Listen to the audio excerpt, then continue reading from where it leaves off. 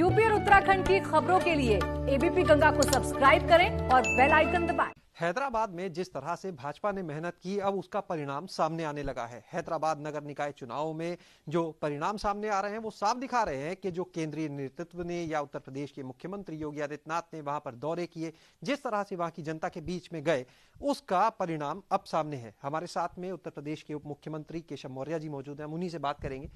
Sir, जिस तरह से पूरा केंद्रीय नेतृत्व लगा और नगर निकाय का चुनाव था, ये प्रदेश के मुख्यमंत्री भी गए वहां पर, परिणाम सामने आ रहे हैं। देखिए, जैसे आपने भी कहा नगर निकाय का चुनाव है, ये किसी राजा साहब लोगों की पार्टी में तो हो सकता है कि नगर निकाय का चुनाव है, लेकिन भारतीय जनता पार्टी जमीन से जुड़ी हुई पार्टी है। आज इसीलिए विश्व की सबसे बड़ी पार्टी है, इसीलिए हमारी केंद्र में अपने दम पर बहुमत प्राप्त करके सरकार बननी है।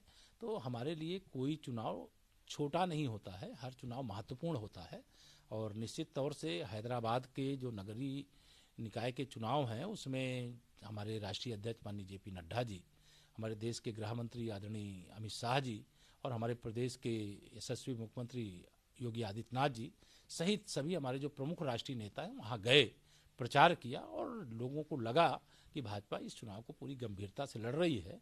और उसी के मैं परिणाम स्वरूप रिजल्ट भी देख रहा हूँ कि भाजपा के पक्ष में बहुत शानदार समर्थन प्राप्त हो रहा है। और विपक्ष अब ये नहीं कह सकता कि ईवीएम, वहाँ तो बैलेट पेपर से चुनाव हुए हैं, इसलिए जो सफलता मिली है अभी तक और जो सफल हुए उनको मैं हैदराबाद के अंदर उनको सबको बहुत बधाई देता हूँ।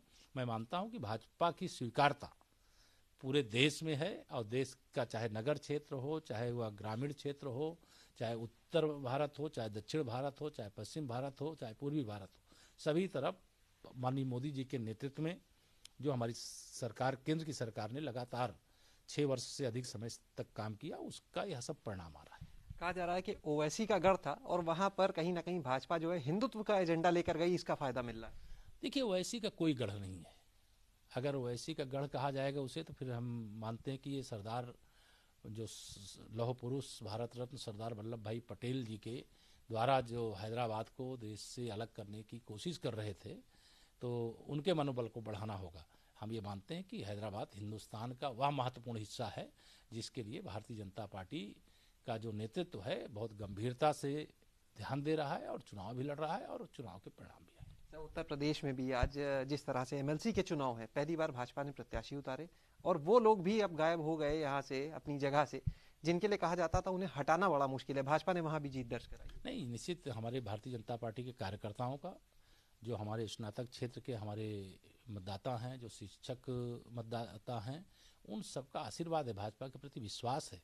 और उस विश्वास के कारण से आज इन दोनों प्रकार के जो विधान परिषद के चुनाव हैं, शिक्षक क्षेत्र के, स्नातक क्षेत्र के, उसमें भाजपा ने शानदार प्रदर्शन किया है। कुछ सीटें हम जरूर जो पिछड़े हुए हैं, अभी अगर द्वितीय चरण की जो गणना हो रही होगी उसमें हम उम्मीद करते हैं कि वापसी होगी।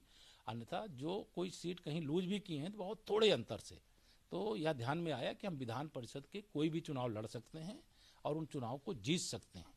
और यह शुरुआत पहली बार हुई है, इसलिए भारतीय जनता पार्टी संगठन का यह बहुत बड़ा मैं मानता हूं कि परिश्रम रहा है। मैं इसके लिए प्रदेश अध्यक्ष स्वतंत्र देव जी, संगठन महामंत्री सुनील बंसल जी और जो हमारे इस चुनाव की व्यवस्था देख रहे थे अमरपाल मौर्य जी और उनकी पूरी टीम को, पूरे प्रदेश भाजपा को, पूरे क्षेत्र की भाजपा को, जिलों की भाजपा को मैं बधाई देता हूं कि उन्होंने सारे कार्यकर्ताओं को एक साथ करके इस चुनाव को लड़ा और शानदार प्रदर्शन किया। एक आखिरी सवाल, यूपी के एमएलसी चुनाव को देख लिया, हैदराबाद में भाजपा जिस तरह से अब पहुंची है वो भी देख लिया, अगला लक्ष्य क्या? 2022 में तो उत्तर प्रदेश है, बाकी 2021 में पश्चिम बंगाल में कमल खिलाना है। तो निश्चित रूप से हमने उप मुख्यमंत्री जी को सुना, जिन्होंने साफ कहा कि मेहनत तो करनी पड़ेगी और भाजपा किसी भी चुनाव को छोटा नहीं मानती। और हैदराबाद के बाद अब अगला लक्ष्य है 2021 में पश्चिम बंगाल, जहां कमल खिलाना है। कैमरा सहयोगी राजू के साथ शैलेश अरोरा, एबीपी गंगा, लखनऊ।